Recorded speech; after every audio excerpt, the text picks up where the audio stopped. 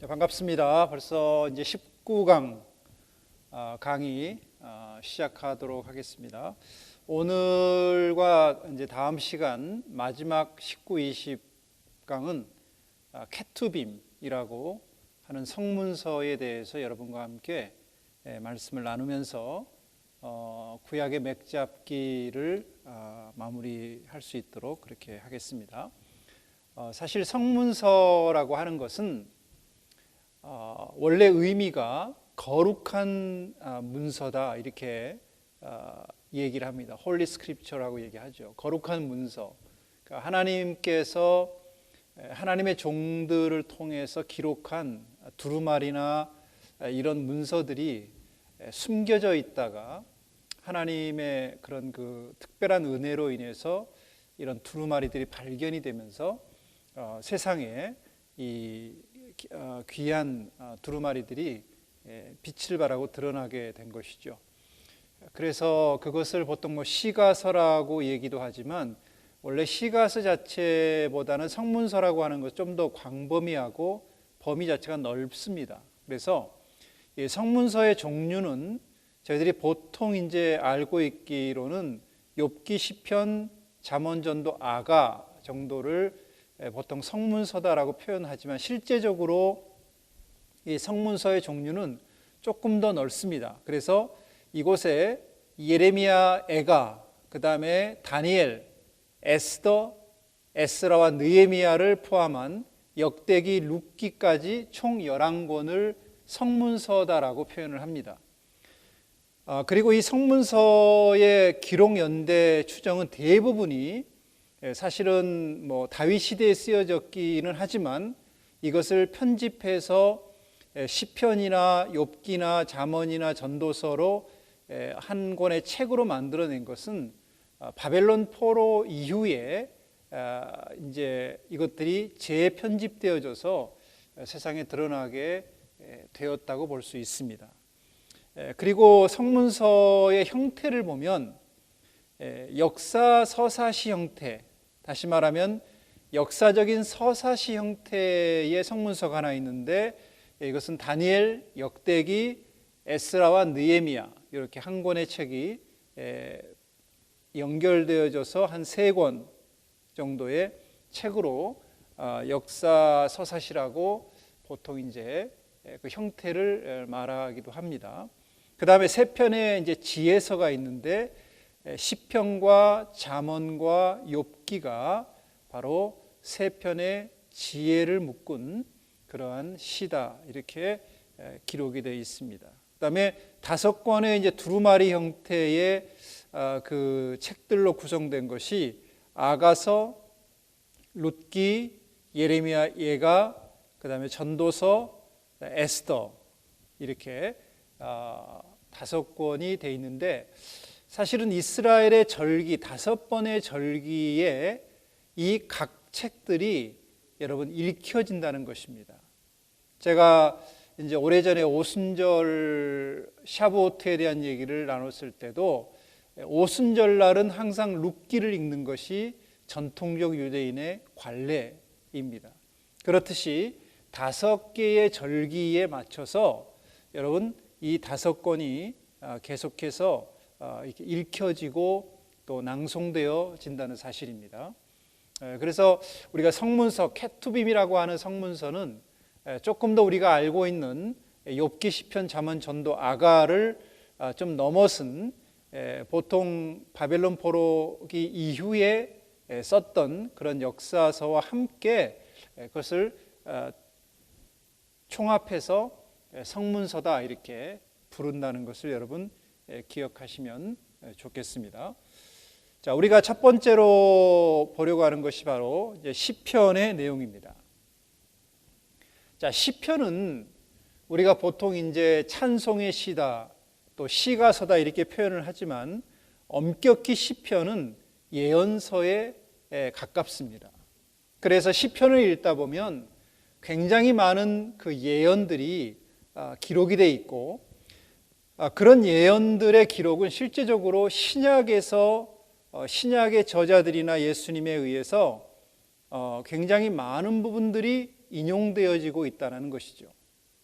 그래서 예수님의 이 땅에 오심, 예수님의 순환, 그리고 예수님이 정말 사단의 권세를 이기시고 하나님의 왕국을 이 땅에 건설하시는 모든 과정들 역시도 사실은 시편에서 이미 시편 기자들에 의해서 예언되어진 사실들을 예수님의 삶으로 적용하고 그것을 본으로 나타내신 그런 모습들이 바로 신약에서 우리가 만나는 예수님이 되시는 것입니다.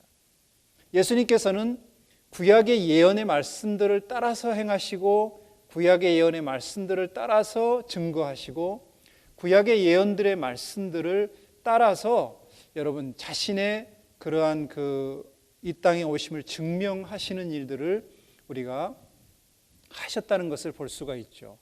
그래서 말씀을 이루시는 삶을 사신 거예요.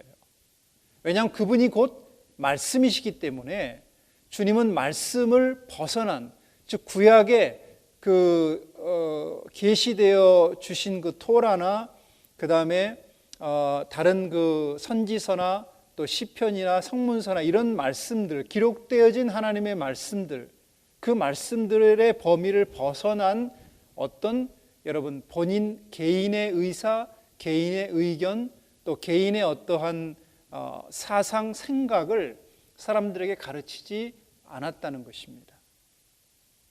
그것이 예수님께서 갖고 계셨던 말씀에 자신의 삶을 여러분 맞춰 사신 분이시죠.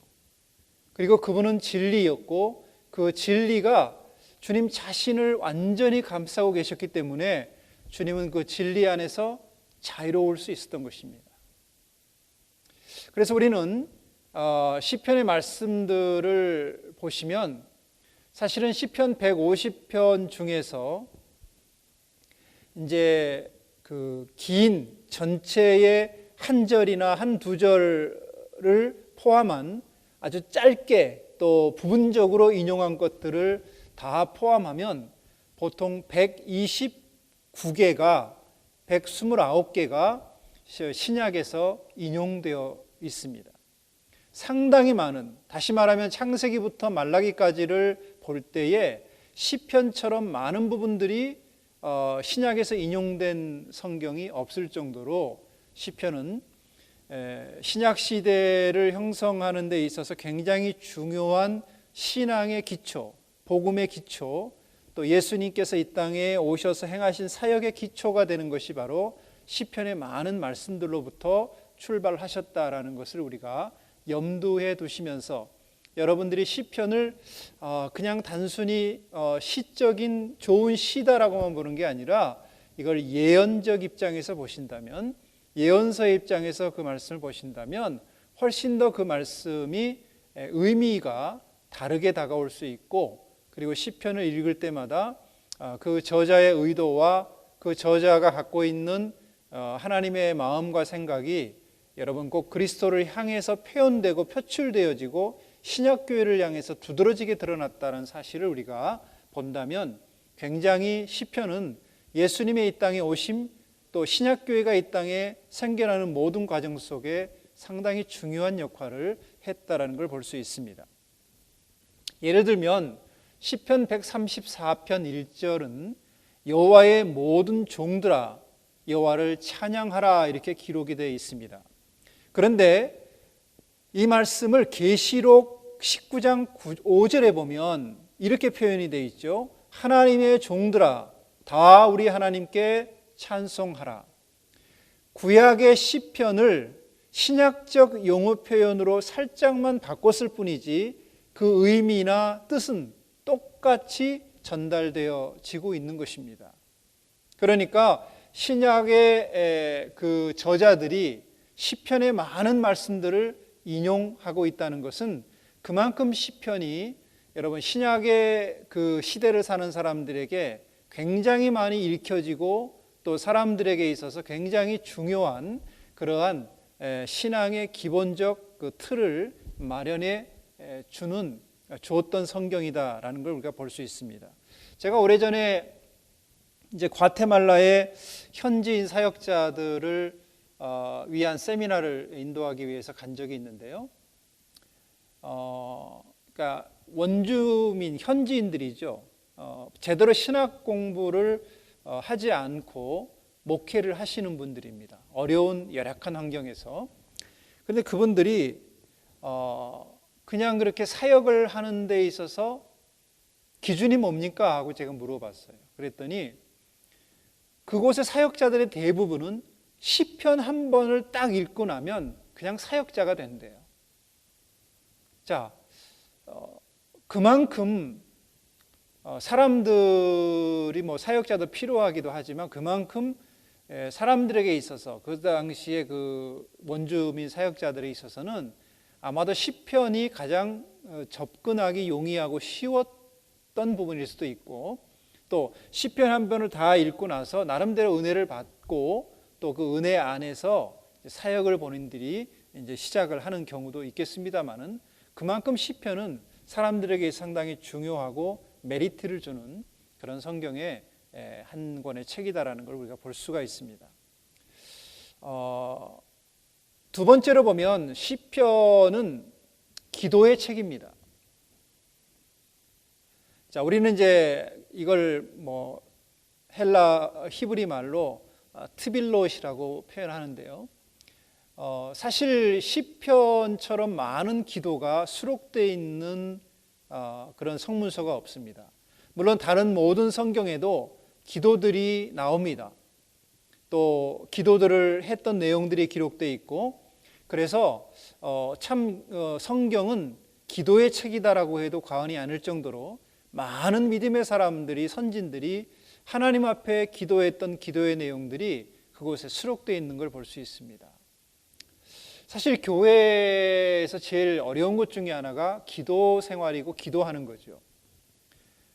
기도를 체계적으로 가르쳐 줘도 사람들이 기도를 부탁하면 되게 어려워하고 안 하려고 하고, 또 기도 순서를 맡으면 그 주간에 안 나와버리려고 하는 것이 보통 기도에 대한 강한 부담감들 때문입니다.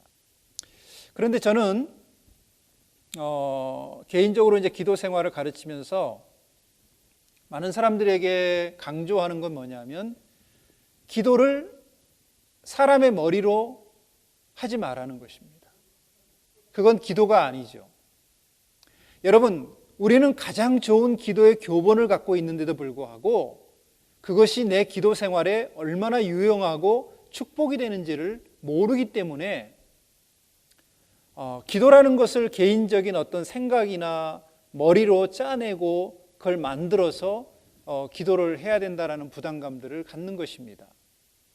저는 여러분들이 성경만 제대로 읽어도 여러분들은 충분히 기도 생활에 성공적인 삶을 살 수가 있다는 것이죠. 성경은 우리들에게 기도가 무엇인가에 대한 본을 굉장히 잘 가르쳐주고 있습니다. 아마 성경처럼 세상에 나와 있는 모든 기도의 교본 중에 성경만큼 여러분 기가 막힌 기도의 교본은 없습니다. 그런데도 많은 사람들은 성경을 통해 기도하는 법을 알려고 하지 않습니다. 여러분이 기도에 자신이 없습니까? 기도하는데 두려움이 있습니까? 기도할 때마다 여러분 뭘 해야 될지 모르는 것 때문에 답답한 마음이 있다면 여러분들이 가장 먼저, 물론 다른 것도 펼쳐볼 수 있지만 시편을 펴셔서 여러분이 그것을 읽기만 해도 그것이 여러분 기도가 된다는 사실이죠. 거기에는 이미 믿음의 선진들, 하나님의 사람 다윗을 통하든 아삽을 통하든 고라를 통하든 많은 믿음의 사람들이 하나님 앞에 간구하고 간청하고 열망하고 소망하고 부르짖었던 수많은 그들의 기도가 그 속에 녹록하게 역사를 걸치고 역사의 흐름을 따라서 지금 수천 년 동안 그 기도가 많은 사람들에게 생명을 주고 그들의 삶을 변화시키고 여러분 그들에게 하나님의 임재와 응답을 가져오게 했던 결과물이 그곳에 있음에도 불구하고 우리는 여러분 그것을 나의 기도의 삶에 적용하려고 하지 않는 거죠. 여러분들이 시편의 말씀을 때로는 찬양의 시로도 부르지만 여러분들이 기도의 시로 이 찬양을, 이 시편을 읽으신다면 여러분들이 기도하는 마음으로 하나님 앞에 온전하고 전심으로 여러분 시편의 말씀들을 내 기도로 담아서 주님 앞에 올려드릴 때 그것은 굉장히 놀라운 하나님이 기뻐하시는 기도라는 사실을 여러분이 기억하시면서 시편을 읽으신다면 여러분의 기도 생활에 굉장한 성공적인 삶을 보장해 줄 것입니다. 세 번째, 시편은 찬양의 책입니다.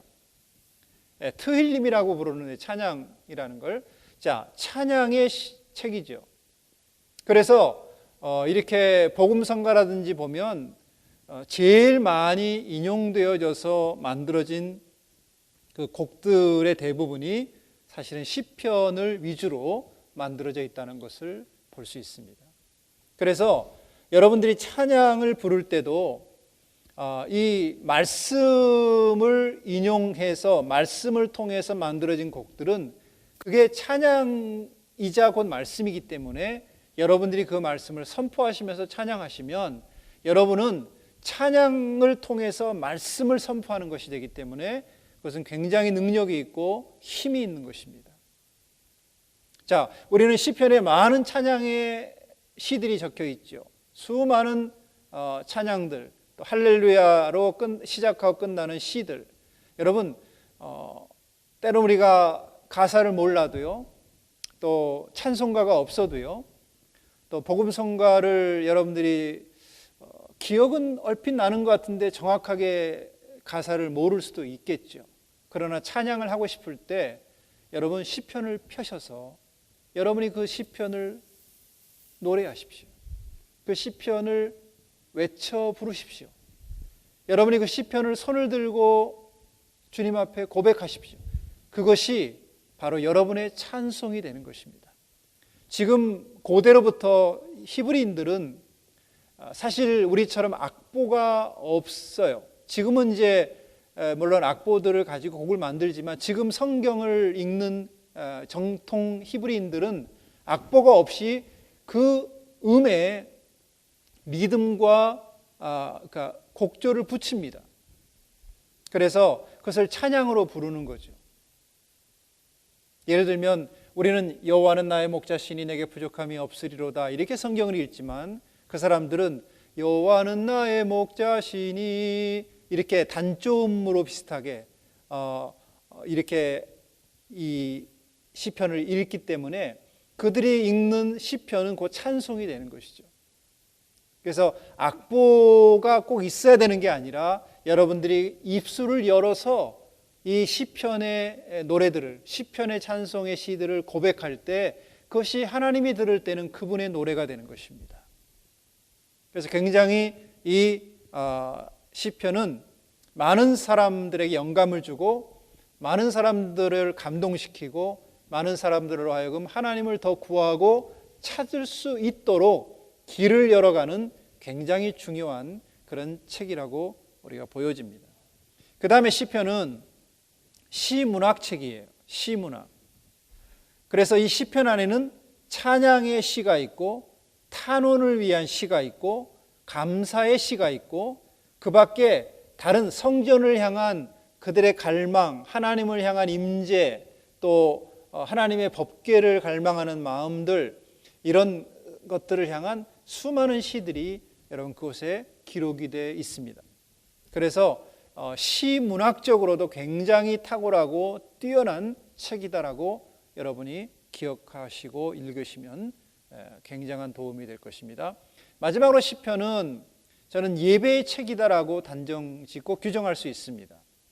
시편이 지금도 대부분 많이 읽혀지는 것 중에 하나는 제사 때, 또 하나님의 성전에 올라왔을 때, 그래서 하나님의 성전에 오를 때는 그런 시편의 노래들을 여러분 부르는 것이죠. 하나님 앞에서 하나님의 거룩한 임재를 찬송하고 여호와의 인자하심과 또 그 성실하심이 영원함이로다 고백하면서 그들은 성전에 올랐습니다. 하나님의 얼굴을 배우고자 했던 것입니다. 그래서 우리는 이 시편을 통해서 예배의 본질에 대한 거, 예배의 방법, 태도, 예배에 대한 마음가짐, 이런 것들을 총망라한 예배의 교본이다, 교과서다라고 이렇게 규명할 수도 있습니다. 그래서 우리는 시편을 읽으시면서 여러분들이 그 속에 감춰져 있는 비밀들이나 또 시편에서 얘기하려고 하는 그 하나님을 향한 그러한 예배의 마음들, 또 찬양의 그런 소스들, 그 다음에 기도를 향한 기도의 교본들이 여러분의 삶 속에서 실제적으로 적용할 수 있는 굉장히 중요한 실제적인 그러한 책이라는 사실이에요. 다른 모든 책도 손에서 떼면 안 되겠지만 특별히 시편은 항상 여러분들이 입술로 읊조리고 또 손에서 놓지 말고 찬송으로, 기도로, 고백으로 여러분이 예배 때마다 주님 앞에 고백하는 그러한 책이 되어진다면 이 책을 가까이 할수록 여러분들은 하나님을 향한 더 강한 갈망들이 일어나게 될 것이고, 이 책을 가까이 할수록 우리의 기도 생활이 분명히 달라질 것이고, 이 책을 가까이 할수록 우리의 찬송의 제목이 달라지게 될 것입니다. 그래서 여러분들은 이 시편을 대하면서 굉장히 여러분들은 하나님 나라의 부요한 하나님의 그런 비밀들을 깨달을 수 있는 기회가 또 주어지게 될 줄로 믿습니다. 시편의 구성을 보면요, 이제 보통 5편으로 구성이 되어 있습니다. 1장부터 41장까지가 제1권이고 42장부터 72편까지가 2권, 3권, 4권, 5권 이렇게 해서 5권으로 시편은 분류가 되어 있습니다. 그런데 이것은 이제 연구한 많은 분들이 종합적으로 이 구성을 내놨는데 아주 독특하고 재미있는 그런 구성이 나왔어요. 그 뭐냐 하면 시편 1편부터 41편까지는 주로 창세기 주제와 유사하다는 사실입니다. 그리고 그 시편의 메인 이슈는 인간 창조에 관한 그런 스토리가 메인 주제로 등장하게 되죠.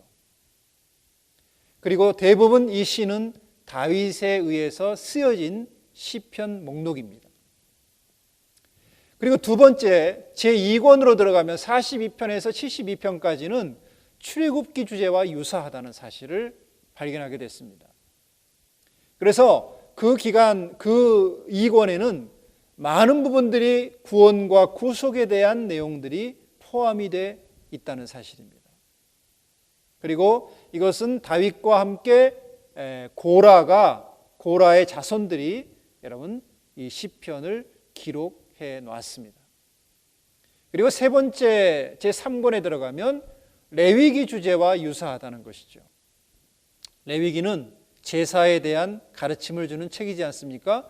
예배와 제사, 예배와 성소의 삶을 집약적으로 이곳에서 다루고 있고, 이 부분을 여러분 주로 썼던 당시의 시인은 아삽이라고 하는 찬양을 인도하는, 성전에서 찬송을 인도하는 귀한 인도자에 의해서 쓰여졌다는 것입니다. 그리고 네 번째 제4권은 시편 90편에서 106편까지의 기록이 있는데요, 이건 민수기 주제와 유사하다는 것입니다. 그래서 이 기간에 이 4권의 내용을 잘 읽어보시면 광야와 순례자의 삶을 많이 다루고 있고, 광야의 역사, 광야에서 우리 조상들이 어떻게 살았으며 어떻게 때론 불순종했으며 어떻게 하나님의 은혜를 입었는지에 대한 내용들이 굉장히 많이 기록이 되어 있다는 사실을 발견하게 됩니다.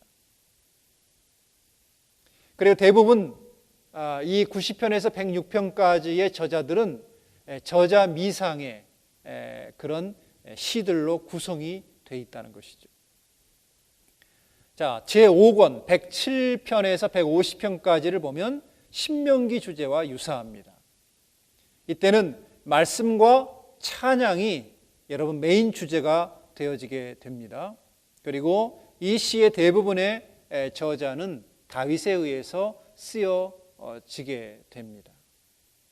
자, 그래서 우리는 이 그 시편과 또 우리가 모세오경이라고 하는 토라의 그 창세기, 출애굽기, 레위기, 민수기와 서로 교차점을 가지고 기록이 되어 있다는 것을 우리가 발견하게 될 수 있습니다. 자, 이것이 유대인들이 갖고 있는 굉장히 중요한 패턴입니다. 모든 기준은 모세오경에 있는 것이죠. 자, 제가 지난번에도 말씀드렸지만 모세 오경을 뼈대로 해서 여러분 성문서든 선지서든 아니면 역사서든 다 그렇게 연결점을 갖고 있는 것입니다. 항상 그 중심에는 모세 오경, 창세기부터 신명기까지의 그 메인 주제가 여러분 핵심을 이루고 있다는 것입니다. 그래서 여러분 이 시편을 구성할 때도 아마도 유대인들의 관점으로 이것을 이런 차원과 목적으로 그 시편이라는 150편 전체의 그 기둥, 어떤 그 중심을 바로 모세 오경 토라에 맞추고 그것에 따라서 책을 5권으로 이렇게 분리하고 거기에 맞는 메인 주제들을 포함시켰을 것으로 보여집니다. 여러분들이 성경을 읽으실 때에 제가 말씀드렸던 이런 창세기 주제와 유사하거나 출애굽기, 레위기, 민수기, 신명기 주제에 유사한 내용들을 보시면서 여러분들이 신명기가 어떻게 시편에서 반영되는지, 민수기가 어떻게 시편에서 반영되는지, 또 레위기가 어떻게 이 시편에서 반영되는지, 여러분들이 출애굽기, 창세기가 어떻게 반영되는지를 여러분들이 면밀히 보시면서 또 체크하신다면 훨씬 더 시편이 길지만 기대감을 가지고 여러분들이 그 한 권 한 권들의 책을 읽어 나가시게 될 줄로 믿습니다. 자, 시편을 제가 다 150편을 일괄적으로 설명할 수는 없습니다만은, 그러나 저는 시편에서 몇 가지 중요한 그러한 그 이슈가 있습니다. 그걸 좀 나누고 싶은데요. 먼저 시편 1편입니다. 여러분, 시편 150편이라는 것은 인생 전체의 삶을 의미한다고 볼 수 있는데요.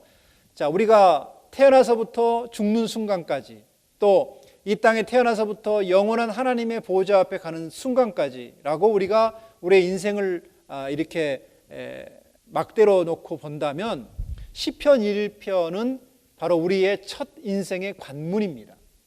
뭐 신앙인의 관문일 수도 있습니다. 우리가 여러분 신앙을 갖게 됐을 때에 예수 그리스도를 개인의 구주로 믿고 또 침례를 받고 교회 성도가 되었을 때에 우리는 사실은 가장 먼저 뭘 합니까? 교회에서 정말 중요한 것은 내가 처음 예수를 믿은 사람들에게 가장 중요한 게 뭘까? 예를 들면요, 우리 교회가 어떤 비전이 있고 어떤 목적이 있고 앞으로 어떤 계획이 있습니다. 이런 걸 설명하는 교회도 제가 경험한 적이 있습니다. 또 어떤 교회는 목사님의 거창한 비전을 처음 교회에 온 사람들에게 막 이렇게 브리핑하는 교회도 제가 경험해 본 적이 있습니다.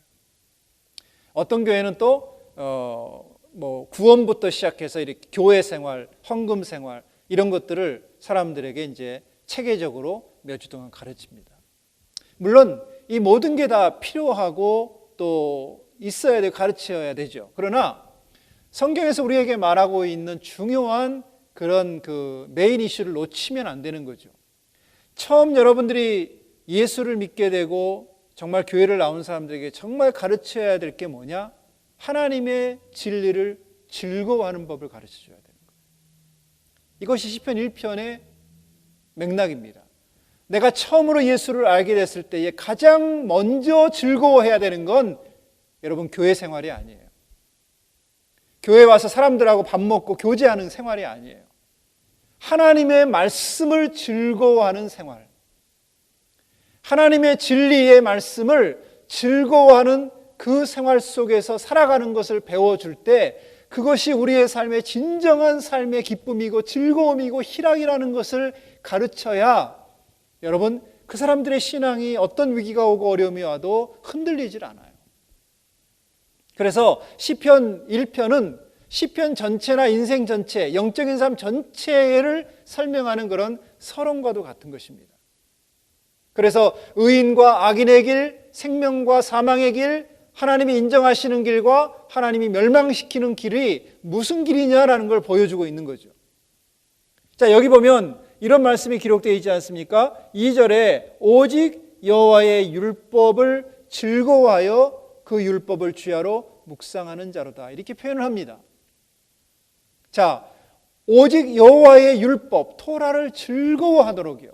그런데 이 오직 여호와의 율법을 즐거워하여라는 말은 원래 원어적 표현에 조금 2% 부족한 표현이에요. 실제 원어적 표현은 뭐냐면 여호와의 율법 안에 즐거움이 있다라는 표현입니다. 여러분, 우리의 인생에서 진짜 즐거움은 어디 있느냐? 그 말씀 안에 있다는 걸 깨닫는 거죠. 말씀이 우리의 즐거움이 되어지는 것. 여호와의 율법 안에 즐거움이 있기 때문에 여러분, 어디가 즐거움을 찾아요? 노래방가 찾습니까? 아니면 가족들하고 휴가를 찾습니까? 물론 그것도 필요합니다. 그러나 여러분, 정말 중요한 우리의 영혼의 즐거움이 어디 있다는 거예요? 그 율법 안에요. 하나님의 말씀 안에 즐거움이 있다는 거죠. 여러분, 저도 그럴 때가 많이 있습니다만은 혹시 우리가 성경을 읽을 때에 얼마나 억지로 자의적으로 보다는 강압적으로 읽어야 하니까 또 의무적으로 또 책임감으로 여러분 성경을 읽습니까? 근데 그렇게 성경을 읽는 사람들의 특징은 재미가 없어요. 성경이 빨리 장수를 넘기고 싶은데 장수는 안 넘겨가고, 그죠? 그리고 일하다가 시간이 다 할 거 다 하고 시간 좀 남으면 그때 좀 보다가 또 꾸벅꾸벅 졸고 성경 덮고 그렇게 끝나죠. 그런데 기억하세요. 그 하나님의 말씀 안에 즐거움이 있다는 거예요. 여러분, 진짜 우리 영혼의 즐거움을 찾고자 원한다면 하나님의 말씀 안으로 들어가셔야 돼요. 그리고 그 말씀을 여러분들이 묵상하고 그 말씀을 여러분이 즐거워하고 여러분이 그 말씀 안에서 살려고 몸부림치고 이것을 주야로 아침과 저녁으로 정말 가슴 뜨겁게 사랑으로 이 말씀을 여러분들이 즐거워할 때에 여러분, 놀라운 사실은 우리 영혼에 엄청난 희락의 기름이 부어지기 시작할 겁니다.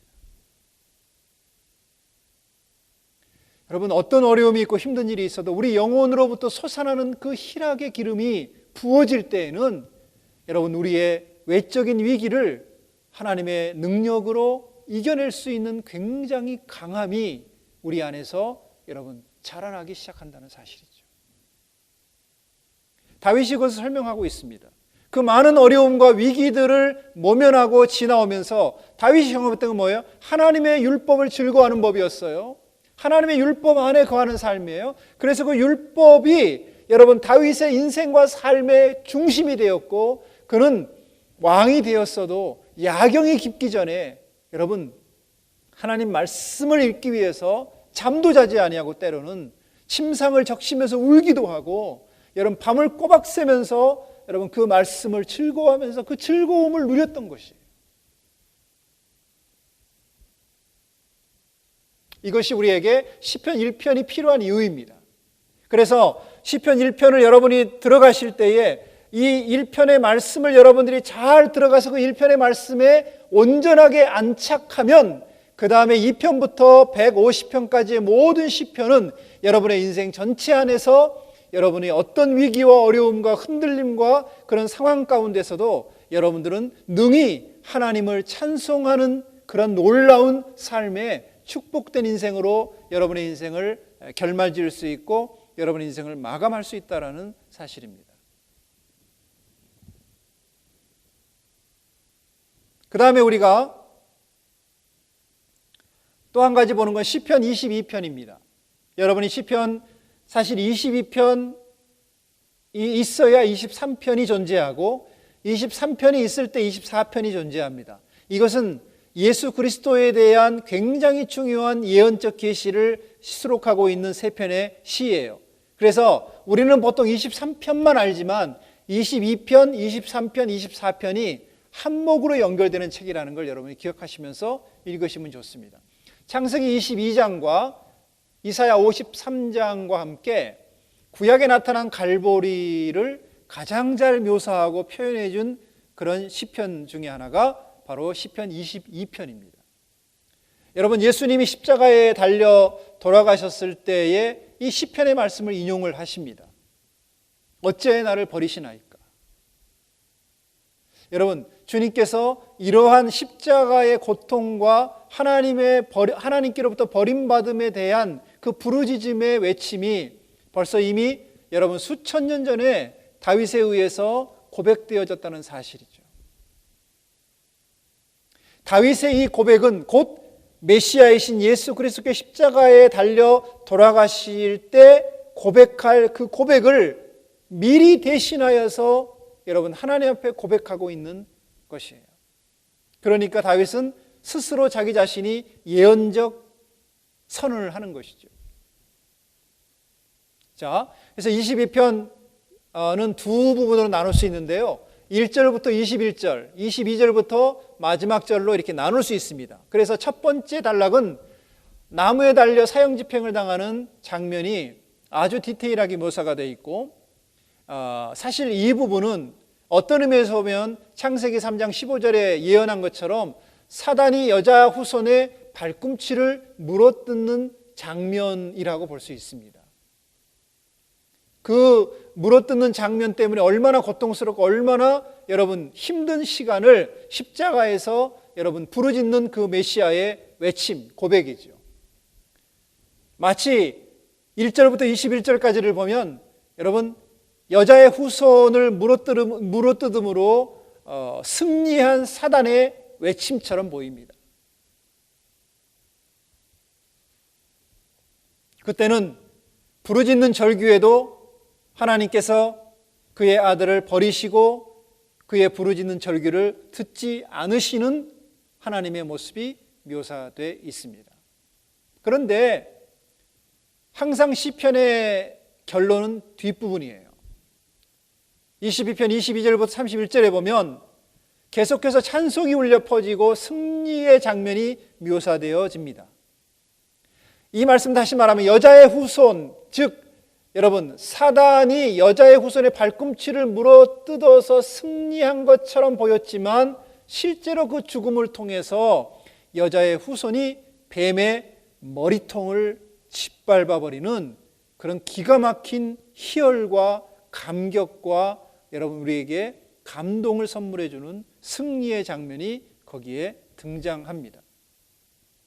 이것이 바로 예수 그리스도께서 최후의 승리자가 되신다는 선언이기도 하고 고백이기도 합니다. 26절에 보면 그리스도의 대속의 죽으심과 부활하심을 먹고 배부르며 영생을 얻게 되었다는 것이 바로 찬송이며 선언입니다. 즉 예수님께서 여러분 그의 죽으심과 부활을 우리 성도들이 먹고 배부르며 영생을 얻는 것입니다. 이것이 우리에게 주어진 뭐예요? 새 양식이에요. 하늘로부터 내리신 새 양식. 그분의 죽으심과 부활하심을 배불리 먹는 것, 그것이 바로 여러분 우리의 영혼 안에 다가와야 되는 오병이어이고 그것이 우리가 여러분 하나님 앞에서 영원한 생명을 얻는 기가 막힌 비밀이라는 사실입니다. 그래서 22절을 여러분 읽어보시면은 이 구원은 유대인만 형제라고 표현하는데요. 유대인만 아니라 27절부터 29절까지는 이방인인 저와 여러분에게도 전해지게 될 것이다 라고 하는 그런 예언적 선언이 거기에 나옵니다. 그리고 마지막에 30절과 31절은 어떻게 끝나냐면 이 복음, 즉 예수 그리스도의 죽으심과 부활을 먹고 배부름으로 영생을 얻게 된 이 복음을 유대인과 이방인만 아니라 그들의 후손까지도 여러분 그것을 대대로 배불리움을 당하고 영원한 생명, 영생을 얻게 하실 그런 하나님의 은혜와 은총이 이제 온 열방 안으로 퍼져나갈 것이고 대대로 이 복음이 확산될 것에 대한 예언적 말씀이 그곳에 기록이 되어 있다는 사실입니다. 그래서 여러분들이 시편 22편을 제가 설명하는 내용의 말씀들을 보시면서 함께 대조해서 읽으시면서 이것이 이런 의미고 이런 뜻이구나라고 여러분이 기억하신다면 훨씬 시편 22편이 여러분들에게 굉장히 강한 감동으로 여러분 다가오게 될 줄 믿습니다. 자, 시편 시간 관계상 요건 넘어가겠습니다. 자, 그 다음에 우리 인생의 이제 마지막 종착역이죠. 우리의 인생의 끝은 어떻게 끝나야 되느냐? 바로 그것이 시편 150편에서 설명해 주고 있는 것입니다. 찬송으로 끝나는 거예요. 여호와를 찬송하라. 할렐루야로 끝나는 것입니다. 그것이 우리 인생이 경험하는 마지막 그 기쁨의 찬송의 여러분 고백이죠. 그래서 1편이 서론이라면 150편은 전체의 결론인 송영입니다. 자, 1편에 복 있는 사람은 150편에 여호와를 찬양하는 삶으로 인생을 마무리하고 끝낼 수 있습니다. 그러나 1편처럼 여러분 악인의 길을 쫓고 그 다음에 죄인의 길에 서고 그 다음에 오만한 자의 자리에 앉는 사람들은 뭡니까? 그들의 결말은 여호와를 찬양하는 것이 아니라 여호와 앞에 인정받지 못하는 삶, 멸망의 삶으로 여러분 그런 인생을 마감할 수밖에 없는 것입니다. 자, 그래서 제가 이것을 보기 좋게 그림으로 설명을 해놨습니다. 여러분, 복 있는 사람은 누구냐? 여러분, 인생의 마지막 우리 영혼이 여호와를 찬양하며 끝나는 인생이 될 텐데 누구를 통해서요? 바로 십자가에 달리신 시편 22편에 설명한 그 메시아 예수 그리스도를 통해서만이 우리는 진정으로 하나님을 찬양하는 인생으로 우리 인생을 마감할 수 있다. 우리 영원한 미래와 소망을 영생을 바라보며 살기 때문에 그들의 인생은 세상에서 무엇을 누리고 얻었던 간에 상관없이 우리의 영혼이 기쁨으로 인생을 마감할 수 있는 축복을 얻게 되는 것이다 하는 것입니다. 그래서 시편은 무엇으로 그 인생을 시작하느냐에 따라서 그 인생의 결말이 어떻게 결정되느냐라 여러분 결론되어지는 것입니다. 하루의 인생도 마찬가지입니다. 내가 하루를 시작할 때도 여러분의 하루를 무엇과 함께 시작하느냐에 따라서 우리의 인생의 하루의 끝은 여러분 굉장히 달라지는 것입니다. 아침에 일어나자마자 근심하고 걱정하고 투덜대고 불평하며 시작한다면 우리의 인생의 끝은 뭡니까? 여러분 피곤하고 지치고 아무것도 하기 싫고 대화도 단절되고 그렇게 하루가 끝날 수 있겠죠. 그러나 이 하루를 말씀의 즐거움 안에 시작하고 여러분이 하나님의 진리를 즐거워하는 것으로 여러분의 하루의 시작의 문을 들어선다면 여러분 그 주어진 시간 동안뿐만 아니라 그 시간에 어떤 어려움이 있고 힘든 일이 있다 할지라도 우리의 인생 하루의 마지막 결론은 하나님께 감사하고 찬송하고 그분을 즐거워함으로 하루를 마감할 수 있게 되는 것입니다. 그 시편은 이렇게 시작되고 이렇게 끝나게 됩니다. 여러분이 시편을 읽으시면서 그런 관점을 기억하시면서 읽으시면 좋겠고요. 자, 잠언의 말씀을 보고 오늘 19강 강의를 마칠 텐데, 자, 잠언은 1장부터 10장까지는 원론적인 내용입니다. 지혜란 무엇인가에 대한 얘기를 다루고 있고 10장부터 30장까지는 솔로몬의 그런 잠언을 편집한 그런 내용입니다. 그 다음에 30장은 아굴의 잠언과 르무엘의 잠언이 여러분 이렇게 삽입되어 있습니다. 그래서 자, 이 잠언을 여러분 보시면 제일 많이 나오는 이 단어가 지혜라는 말일 것입니다. 자, 지혜라는 말은 그냥 한 단어의 의미만 아니라 세 개의 단어가 함축되어 있는 의미입니다. 공의, 하나님의 정의, 하나님의 정직. 자, 공의와 정의와 정직. 자, 체데카라고 하고 미시파트라고도 하고 메이샤림이라고 하는 이 세 가지의 단어가 함축된 것이 바로 지혜이죠. 그래서 이 지혜라는 말을 이렇게 정의할 수가 있습니다. 뭐냐 하면 하나님의 뜻을 알고 그 뜻대로 올바로 행동하는 것, 이게 바로 지혜입니다. 여러분, 우리가 올바로 행동할 수 있는 기준이 필요하잖아요. 그 기준이 뭡니까? 하나님의 뜻이죠. 그러면 그 기준을 우리가 갖기 위해서는 하나님의 뜻이 뭔가를 알아야 되죠. 그러면 하나님의 뜻을 알기 위해서는 누구를 알아야 되는 것입니까? 그 뜻을 정하신 하나님을 알아야 되는 거죠. 그래서 지혜는 이 세상을 살아가면서 이 세상의 모든 뜻과 길을 만들어 놓으신 그 하나님을 아는 것이에요. 그래서 여호와를 경외하는 것이 지식의 근본, 지혜의 근본이다라고 얘기하는 게 그것입니다. 여호와를 아는 것, 경외한다는 말은 그런 의미가 포함이 되어 있어요. 여호와를 아는 것. 자, 안다는 게 뭐예요? 야다라는 말이죠. 야다. 이건 부부의 관계, 부부가 서로를 몸을 부대끼면서 아는 것 같이 그런 알물 말합니다. 하나님과 우리가 그렇게 서로를 알아갈 때에 여러분, 우리는 이 세상을 굉장히 하나님의 뜻 안에서 살아가는 지혜를 얻게 된다는 거예요. 하나님의 방법을 알게 된다는 것이죠. 자, 그래서 잠언은 우리들에게 그런 지혜를 아는 굉장히 중요한 알게 하는 책이다라는 걸 여러분이 기억하면서 읽으시면 되겠고요. 잠언은 읽다 보면 주로 과거 지향적인 그런 문화입니다. 보통 이 과거 유대인들이나 우리 옛날의 선조들은 대개가 과거 지향적이에요. 이게 사실 성경적 지향적입니다. 그래서 옛날 일을 기억하라, 태고적 일을 기억하라, 자꾸 옛날을 기억하라고 하는 얘기는 뭐예요? 우리가 과거에 어떤 일들이 있었는가를 아는 것이 오늘을 사는 굉장히 중요한 지혜다라는 걸 성경에서 이 얘기를 해주기 때문입니다. 왜냐하면 오늘의 모든 것은 오늘 시작되는 게 아니라 이미 과거에 있던 거예요.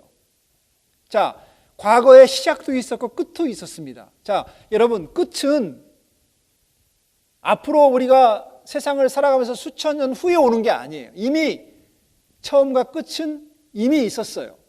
그리고 지금은 그 끝을 향해 살아가는 것이요. 그래서 성경에서는 여러분, 우리들에게 그런 부분들을 강조점을 두고 있고요.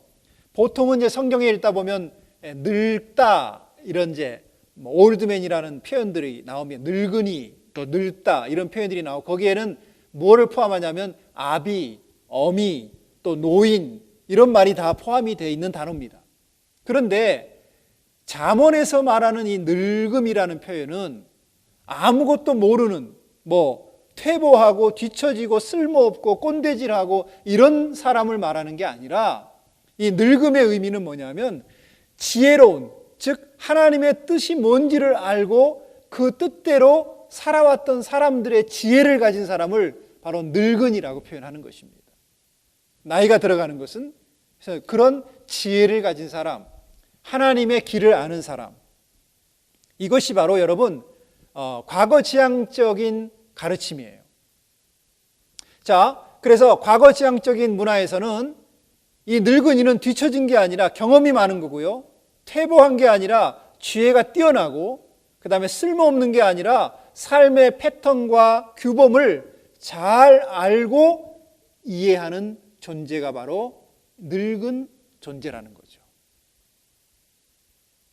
여러분들, 나이는 젊어도 이런 하나님의 뜻을 아는 거에서는 아비가 되어져야 될 필요가 있습니다. 여러분, 무조건 어린아이나 청년의 때만이 아니라 바로 영적인 아비는 하나님의 이런 지혜를 가진 사람이에요. 뜻을 아는 사람.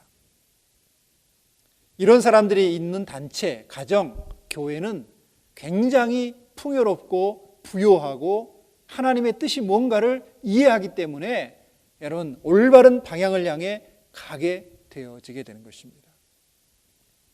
잠언의 지혜의 방식은, 자, 여러분 기억하시면서 이거를 꼭 적어 놓으세요. 규범적 지혜, 스탠다드 위섬이라고 그러는데, 여러분 규범이 딱 정해져 있어요. 그래서 이건 하나님이 정하신 패턴과 규범이 잠언에는 명확하게 나옵니다. 그래서 우리가 한국 드라마가 갖고 있는 장점이자 또 드라마의 대부분을 차지하고 있는 게 뭐죠? 권선징악, 이런 거죠. 그러니까 반드시 선은 악을 이긴다. 자, 착하게 살면 반드시 하나님 복을 주신다. 올바른 일을 행하면 반드시 가난해지지 않는다. 이런 명확한 규범이 잠언에서는 굉장히 뚜렷하게 나옵니다. 그래서 하나님이 정해놓으신 그분의 패턴이 있다는 걸 잠언이 가르쳐 주죠. 또 인간은 신의 패턴을 알 수가 있다라고 하는 것입니다. 뭘 통해서? 일반 계시와 특별 계시인 말씀을 통해서 하나님이 정하신 패턴, 봄, 여름, 가을, 겨울이 여러분 언제 오고 언제 가는지 인간들은 대략 그런 패턴을 압니다. 봄에는 무슨 일이 있고 여름에 무슨 일이 있고 가을엔 무슨 일이 있고 겨울에 무슨 일이 있는지를 대충 압니다. 여러분 사실을 알지요. 충분히 어떻고 또 하지가 어떻고 이런 것들을 우리가 여러분 인간의 판단을 통해서 그런 패턴을 압니다. 그래서 이 규범적 지혜가 잠언에서는 굉장히 아주 선명하게 드러나 있다는 것입니다. 자, 잠언 8장 22절에서 23절 30절 말씀을 보면 여호와께서 그 조화의 시작 곧 태초에 일하기 전에 즉 지혜를 가지셨으며 만세 전부터 상고부터 땅이 생기기 전부터 내가 세움을 입었나니 표현하고 있습니다. 30절에는 내가 그 곁에 있어서 창조자가 되어 날마다 그 기뻐하시는 바가 되었으며 항상 그 앞에서 즐거워하였으며 사람이 거처할 땅에서 즐거워하며 인자들을 기뻐하였느니라. 여러분 잠언을 읽다 보면 굉장히 특이한 내용이 나오죠. 이게 바로 시편 잠언 8장 22절입니다. 이하의 말씀. 이건 누구에 대한 얘기를 하는 거죠? 솔로몬이 지금 어떤 계시적인 걸 경험하고 쓰는 것입니다. 여러분 요한복음 1장에 태초에 말씀이 계시니라 이 말씀이 하나님과 함께 계셨으니 이 말씀은 곧 하나님이시다. 이렇게 기록이 되어 있어요. 하나님과 함께 태초에 계셨던 지혜, 그 지혜가 누구라고 얘기하는 거예요? 메시아, 예수 그리스도라고 얘기하는 것이죠. 예수아라고 설명하는 것입니다. 그분이 하나님의 지혜로 하나님과 함께 여러분 조화가 시작되기 전 태초에 일하시기 전에 하나님과 함께 계셨던 그 지혜, 만세 전부터 상고 때부터 땅이 생기기 전부터 여러분 이미 세워져 있었던 이미 계셨던 그 지혜가 누구냐? 바로 솔로몬은 그 지혜가 바로 솔로몬 자신이 아닌 하나님의 아들 예수 그리스도, 말씀이신 그리스도라고 하는 것을 이 잠언에서 굉장히 놀랍게 예언하고 있다는 것이에요. 그래서 여기에는 지혜는요 그냥 솔로몬에 의해 생긴 게 아닙니다. 이 지혜는 태초부터 선재했다는 거예요. 이 땅이 생기기 전부터 이미 있었다는 것입니다. 그리고 지혜가 창조자라고 설명하는 거죠. 그리고 지혜를 얻는 사람은 그래서 뭘 얻는 거예요? 생명나무 실과 생명나무를 얻는 것입니다. 왜? 그분 안에 생명이 있으니까. 그래서 그 지혜를 얻는 자가 곧 생명을 얻는 것, 생명나무의 실과를 여러분 먹게 되어짐으로 영원한 생명을 얻게 되고 누리게 되어지는 것입니다. 잠언의 지혜는 솔로몬을 넘어서 말씀의 선제성과 창조자로 이 땅에 오신 그리스도 자신을 설명하고 계시다는 거예요. 여러분, 성경은 각기 저자가 다른 입장에서 썼지만 거의 똑같은 맥락을 가지고 진행되고 있다는 사실을 우리가 깜짝 놀라게 발견하게 됩니다. 여러분들이 지혜로 이 땅에 오신 예수 그리스도, 말씀이 육신이 되어서 이 땅에 오셔서 우리 가운데 거하신 그 예수 그리스도, 여러분 안에 진리로 거하신 그분, 여러분이 그분을 얻음으로, 여러분이 그 지혜를 갈구함으로, 지혜를 갈망함으로 여러분들이 그 지혜 안에 계시는 생명을 날마다 먹는 것과 똑같은 것이에요. 그분을 향한 사모함과 갈망이 일어날수록 그 생명은 여러분 속에서 더 강하게 여러분의 삶을 여러분 증폭시켜 갈 것입니다. 성장시켜 갈 것입니다. 그리고 마지막에 우리가 좀 오해하고 있는 부분을 잠깐 여러분에게 풀어드리고 마치겠습니다. 31장에 보면 현숙한 여인에 대한 얘기가 나오죠. 그런데 여러분, 우리 동양적 사고의 개념으로 현숙한 여인은 보통 신사임당 같은 여인을 연상시킵니다. 이 잠언 31장도 약간 동양적 여인의 표상을 번역해 놨어요. 현숙하다 이러면 뭔가 이렇게 용모가 단정하고 이렇게 대청마루에 치마를 한복 입고 싹바느질 하면서 이렇게 머리 곱게 따고 이런 사람들을 주로 현숙한 사람처럼 생각을 할 수 있습니다. 그런데 여러분 잠언 31장을 읽어보면 이 여인이 하는 일이 너무 많아요. 남자는 아무것도 하지 않아요. 남자는 성문 위에 올라가 장로들과 서로 담소만 나누고 있고요. 여자가 새벽부터 일어나서 밤늦게까지 모든 집안일, 가사일, 집안에서 하는 무슨 사업, 종들 다 부리는 일까지를 여자가 다 합니다. 원래 이 잠언 31장 현숙한 여인의 히브리적인 원래 의미는요, 어질고 현모양처를 말하는 게 아니라 굉장히 스트롱하고 파워풀한, 그리고 굉장히 능력 있는 여자를 말하는 것이에요. 그래서 현숙한 여인이라는 표현은 조금 이 31장에서 말하는 내용과는 서로 상반된 내용입니다. 오히려 현숙한 여인이 아닌 강한 여인, 능력 있는 여인, 이런 표현을 여러분 쓰는 것이 적당합니다. 바로 이 여인은 여러분 주님이 이 땅에 오심을, 신랑이 오심을 예비하고 준비하는 그런 신부인 교회의 어떤 사명과 같은 역할입니다. 그래서 우리는 이 시편과 잠언의 두 부분을 제가 따로 분리를 해서 이번 19강에서 여러분에게 나누고요. 또 다음 시간에는 욥기와 전도서와 아가서를 한목에 다루도록 하겠습니다. 여러분들이 시편 또 잠언을 읽으시면서 하나님이 정하신 규범이 어떤 것인가를 또 자세히 여러분들이 보시고 또 시편의 말씀은 여러분들의 실제적인 삶 속에서 신앙생활 속에서 잘 활용하고 적용하시면서 기도생활, 기도문으로 찬송의 시로 또 예언적 고백의 시로 믿음의 어떤 선언과 감사의 시로 여러분이 항상 시편을 잡고 기도하고 사용하신다면 여러분의 삶에 반드시 성공적 신앙의 삶을 살고 영적인 성장들을 가져오게 될 줄로 믿습니다. 기도하겠습니다. 주님 고맙습니다. 시편과 잠언을 통해서 오늘 배운 말씀들을 사랑하는 성도들이 삶에서 귀하게 적용하고 실적인 삶의 성장을 가져오는 복된 말씀이 되게 하여 주옵소서. 예수님 귀하신 이름으로 감사하며 기도드렸습니다. 아멘.